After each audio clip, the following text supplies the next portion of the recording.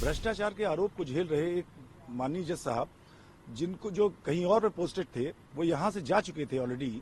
उनकी अपनी स्वैच्छिक रूप से उन्होंने स्थानांतरण लिया था और वो यहाँ पर फिर भेजे जा रहे हैं। क्या हमारा हाईकोर्ट डस्टबिन हो गया है कि किसी जज के ऊपर अगर कोई चार्ज लगता है तो उसको इलाहाबाद हाईकोर्ट भेज दिया जाए? क्यों इलाहाबाद हाईकोर्ट भेज दिया जाए? एक सामान्य कर्मचारी के घर पे 15 लाख रुपया मिलता है तो उसको जेल भेजते हैं। एक जज के घर पे 15 करोड़ रुपया कैश मिल रहा है, उसको घर वापसी का इनाम दिया जा रहा है। इतना तो तय है कि जस्टिस यशवंत वर्मा को इलाहाबाद में नहीं भेजा जाए, यह हमारी मांग नंबर 1 है। अगर जस्टिस वर्मा कोई एक्सप्लेनेशन देते हैं, उससे पब्लिक फेथ रिस्टोर नहीं हो सकता। पब्लिक फेथ पूरी तरह से डैमेज हो चुका है। अगर पब्लिक हट गई इस न्यायपालिका से तो माफियाओं का राज्य होगा, लोग माफियाओं के दरबार में न्याय मांगने जाएंगे। तो क्या हिंदुस्तान की सरकार चुप बैठ रही है, मौन है, खामोश है? ये न्यायपालिका खामोश है? क्या पब्लिक फेथ बचाने की जिम्मेदारी सिर्फ लॉयर्स की है, जजेस की नहीं है? इम्पैक्ट ये समझिए कि फिर हाईकोर्ट में, उनके कोर्ट में, अदालत में अनिल तिवारी अगर बहस करने खड़े हैं तो अनिल तिवारी को यह लगेगा पता नहीं दूसरे साइड से कितना पैसा लिया इन्होंने।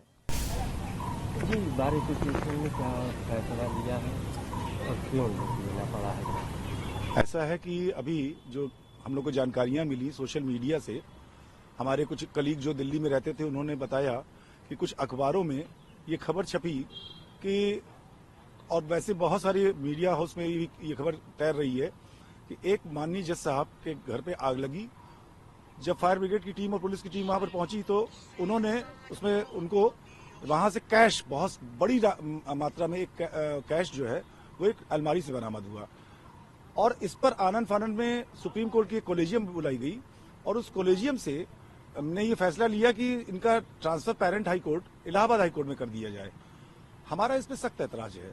हमारा ये कहना है कि क्या भ्रष्टाचार के आरोप को झेल रहे एक माननीय जज साहब, जिनको जो कहीं और पे पोस्टेड थे, वो यहाँ से जा चुके थे ऑलरेडी।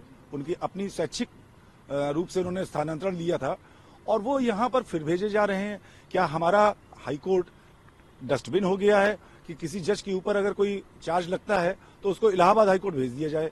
क्यों इलाहाबाद हाईकोर्ट भेज दिया जाए? क्या हम लोग का कोई वो नहीं है, हम लोग का अस्तित्व नहीं है? हमारी जुडिशरी यहाँ पर क्या निर्णय लेने के लिए जुडिशरी का स्वतंत्र होना आवश्यक नहीं है क्या? यहाँ पर एक भ्रष्टाचार का आरोप झेल रहे जज साहब को यहाँ भेज करके ये क्या साबित करना चाहते हैं? और आगे क्या है? हमारी ये रणनीति है। हमने इसमें मंडे को 1 बजे हमने जनरल हाउस बुलाया है। हम उस 1 बजे हम उसमें फैसला लेंगे। अगर हमारे साथी अधिवक्ता तैयार होते हैं तो हम लोग एक बहुत बड़े आंदोलन के लिए तैयार होने जा रहे हैं सोमवार को 1 बजे। देखिए, आप सब जानते हैं न्यायपालिका कैसे चलती है या न्यायपालिका की ताकत क्या है। डेमोक्रेसी के 3 पार्ट, लेजिस्लेचर है, आप चुन के भेजते हैं। कौन चुनता है? पब्लिक। उसके बाद क्या आता है? एग्जीक्यूटिव। उसी में चुने में से कुछ लोग एग्जीक्यूटिव में आते हैं। और तीसरा पार्ट है न्यायपालिका। न्यायपालिका की ताकत कौन है? पब्लिक। तीनों पूरे इंटायर नेशन जो डेमोक्रेटिक सिस्टम है उसकी ताकत है पब्लिक। अगर पब्लिक का विश्वास न्यायपालिका से हटेगा तो क्या होगा ये खुद आप अंदाज लगा लीजिए। पूरा देश कोलैप्स करके नीचे चला जाएगा। एक सामान्य कर्मचारी के घर पे 15 लाख रुपया मिलता है तो उसको जेल भेजते हैं। एक जज के घर पे 15 करोड़ रुपया कैश मिल रहा है, उसको घर वापसी का इनाम दिया जा रहा है। क्या हाईकोर्ट, इलाहाबाद हाईकोर्ट क्या डस्टबिन है, कचरा बिन है? करप्शन के खिलाफ हाईकोर्ट बार बिल्कुल स्ट्रांग फुटिंग पे खड़ा है। हम उसका स्वागत यहां नहीं होने देंगे। उनका ज्वाइनिंग अगर होती है, we will sign the high court, lawyers will abstain from work. आगे देखिए, आज का ये जो अभी आपको फैसला है, जो हमने स्ट्रांग वर्ड में प्रोटेस्ट किया है, ये एग्जीक्यूटिव का डिसीजन है। We have got the power to protest. फैसला क्या होगा उसके लिए जनरल हाउस सोमवार को तय करेगी। बहुत बड़ी जनरल हाउस होने जा रही है जिसमें सारे लोग मिलकर ये तय करेंगे कि हमारी मांग क्या है। हम अंदाज आपको बता सकते हैं इस वक्त कि जनरल हाउस में क्या हमारी मांगे हो सकती है, लेकिन वो सहमति पर निर्भर करता है। जैसे इतना तो तय है कि जस्टिस यशवंत वर्मा को इलाहाबाद में नहीं भेजा जाए, यह हमारी मांग नंबर 1 है। नंबर 2, किसी तरह की अब कोई जांच की आवश्यकता नहीं है, क्योंकि अगर जस्टिस वर्मा कोई एक्सप्लेनेशन देते हैं उससे पब्लिक फेथ रिस्टोर नहीं हो सकता। पब्लिक फेथ पूरी तरह से डैमेज हो चुका है। अगर पब्लिक हट गई इस न्यायपालिका से तो माफियाओं का राज्य होगा, लोग माफियाओं के दरबार में न्याय मांगने जाएंगे।